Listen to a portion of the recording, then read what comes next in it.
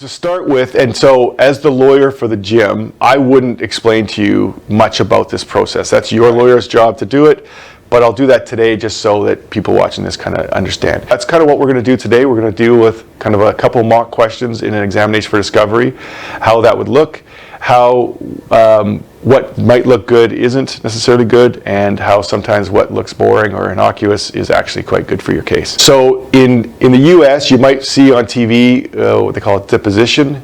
They videotape the person. We don't do that in Canada.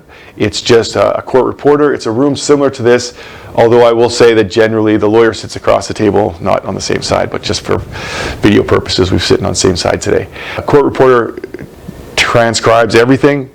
That turns into a transcript that then can be used at court. That can be used for a couple of reasons. One, to impeach or show the other person's lying, or you can just use that transcript as evidence. So if something really good happens in the transcript, and like for example in this case as a lawyer for the gym, let's say you say something that's really good for our case. I can just take that transcript, introduce that in what's called read-ins in court, and that's evidence. And the transcript is like a little binder of pages with that has all the words written on it. Exactly. Yeah. It's got every word. It's got every page. It's got all the requests that go through examination for discoveries, and that's something you have to bring to court. You have to bring the original, and then you just keep copies and kind of use that throughout the process. And it can change cases because it's all sworn evidence, so you can't really go back on what you said during the examination, or can you during the trial and say it wasn't quite true, or like how do you come back from that? It's very difficult. It's under oath, so you promise to tell the truth. The court system works under this process, so judges don't like when you say in one scenario, I promised to tell the truth, I understood I was telling the truth, and then you change that later. That really affects your credibility. So you can imagine a judge often, in wrongful dismissal cases, has to decide, there's usually more than one story, or one version of the story, and the judge has to decide, who do I believe? And the judge takes a lot of factors into account. One of them is the witness's credibility. So if at trial in 6 months or a year, you're saying X, and in examination for discovery you said Y, the judge has to go, well, this person under oath, can I believe them? So it's huge. Now, that being said, you could maybe explain it. You know, sometimes you say something a certain way and you mean it in your head a certain way, but that's not how it comes out. And so that's why it's very important to, and we talked about this before, take your time on questions. And that's kind of the examples we're going to be going through today, which is one's a good one of all the things you and I have talked about before, and one's a bad one of that I would suggest is kind of more natural for people, and that's why you need to prepare with your lawyer before you do your examination for discovery, because it's kind of, as you suggest, it's kind of written in stone after that. That's evidence. Very important. What would you say the biggest difference between an examination for discovery, or deposition as it's sometimes called, and testifying in trial is, in terms of how you're asked questions and how you're supposed to prepare for that? Or is it basically the same minus the fact that the judge can hear objections? Yeah. So the examination for discovery process is just that. It's so the other party gets to discover what your evidence will be at trial. So they ask a lot more varied questions, because the other thing about the transcript, so today I'm examining you as the employer, you can't use this transcript. Right. So it doesn't really matter what you say. You can't make your case better. You can only make your case worse. Right. And I get to know, as the employer, the lawyer for the employer, I get to understand what I should expect to hear at trial if I ask good questions and you give the evidence. That's the discovery process. It's one factor of it. So that being said, the biggest difference is there's no judge there. Right? The second biggest difference is I can kind of ask questions that I'm not scared of the answer. So one of the things they teach you as a junior lawyer, never ask a question of a witness you don't know the answer to. Right. So I can do that in examination, because it doesn't. If you give me a horrible answer, I'm like, okay, I'm not using that, but you can't use it, and your lawyer can't. So it's no big deal. At trial, if I don't know an answer, it's very risky, because it could really hurt our trial. So that's probably the biggest difference is the judge isn't there for objections. So if your lawyer's not there, if you don't have a lawyer, then no one's going to object to a question. You have to answer those questions. If your lawyer doesn't object because whatever reason, you answer that question, now it's evidence. So I think the biggest difference is this could be a lot of varied questions and objections. We'll talk about that some other time. We've talked about that before, but basically you can ask any question you want that's relevant without objection. And at trial, you keep it very focused. And it's also a bit more cross-examine. You ask questions, I think, against an opposing witness, very much an examination, or sorry, a cross-examination style.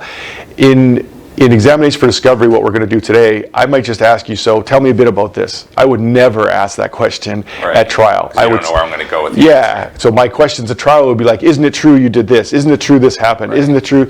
And so they're very much keeping you very narrow, because if I've done my job correctly in examination for discovery, I already know what your answer is going to be. And so a good example might be, you give an answer in examination for discovery, so I now know what that question is. It's under oath and it's in transcript. I'll ask you that same question because it's a good one at trial. And if you change that, I'd be like, well, but pull out the transcript and say, didn't 6 months ago I asked you the same question, you said something different. I might say, which is it? And then, wow, you've got some credibility problems, right? So that's probably the biggest difference. And honestly, it's a lot more, I think it's a lot more intimidating to go in front of a judge in open court. Like, we're doing this examination for discovery, like I said, is exactly kind of the way it is. It's in a closed room. It's me, you, your lawyer, my client sometimes, and a reporter, and that's it. And a lot of people are doing these on Zoom nowadays, which is not my favorite thing, but so it's in some ways the stress level is quite a bit less than in trial. I mean, at least the judge is there to, if the questions are getting out of control and the lawyer is being argumentative, the judge can protect you versus 100% an examination where it's kind of the Wild West. Yes, and some judges will and some judges won't. But if you've never given testimony in trial, it's just stressful.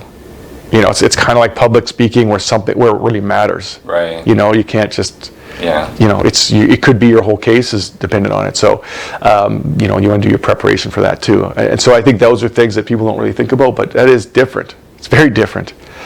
Yeah, so those are probably the biggest differences. So why should I actually answer questions during examination for discovery if I can't use any of my good answers? Why shouldn't I just keep the answers extremely short, just like yes, no, not sure? Why should I even, offer multi-sentence answers to any of the questions if I can't use it? You shouldn't. You should keep your answers very succinct. And we talked about before is that you should really think about your answers and you should really engage in this process, and you should be, it's too important to kind of just get through. You have to really be prepared. We've talked a bit about what that looks like before. That preparation is going through the documents and going through affidavits if you've done that before. When I do examinations, if the witness goes on and on and on, that's great. It's like, that's great things. It's great in some ways to use against them potentially later. I had an examination last week where the person told me quite a few things about themselves that was not really necessarily directly relevant, but it was so relevant when I was questioning them about their knowledge and how could they make this decision in light of, it was a real estate related matter, in light of their experience in real estate, so that was very helpful to me that they were so open about these things. Now, you have to answer questions. If your lawyer doesn't object, you have to answer them. That's how the process works. In theory, if you didn't and you're unreasonable, the lawyer could take that transcript to court in an application and get your whole case dismissed. Have you ever actually seen that happen before? No, people normally do. Right. They understand the process. They understand the importance of the process. They answer the questions to the best of their ability, and if they're properly prepared, succinctly. Right. I remember being in court and someone refused to, it was some other matter that was being heard before ours, and someone refused to actually attend an examination for discovery. They were in Calgary and the case was in Vancouver, and they didn't want to fly out to Vancouver to do the examination for discovery. And it was before COVID, so I guess there was no Zoom examinations, and the judge just dismissed the entire case based on... Against them. Yeah, you have to participate. There's a lot of things you have to do. There's a lot of rules, and you have to follow those rules. If you have a lawyer, generally lawyers will direct you not to be silly like that and waste time and efforts, but that's great. It's good to hear that the courts do that. That if you're not, especially if you started the lawsuit, some people always do that. They're like, well, I don't want to do this and don't do that. Well, then you started the lawsuit. Like you're now participating. You have to participate. And courts, if they get bothered by your conduct, will award costs. And we can talk about that's another time. But that's where the courts say, look, your actions or inactions in some cases make it so that you should have to pay costs to assist the other side and the expenses they've had to Right. Legal put up. fees and disbursements. Disbursements, and stuff, yeah. Court fees. Yeah. So that's often what the courts will award to keep people from doing these, doing silly or improper things.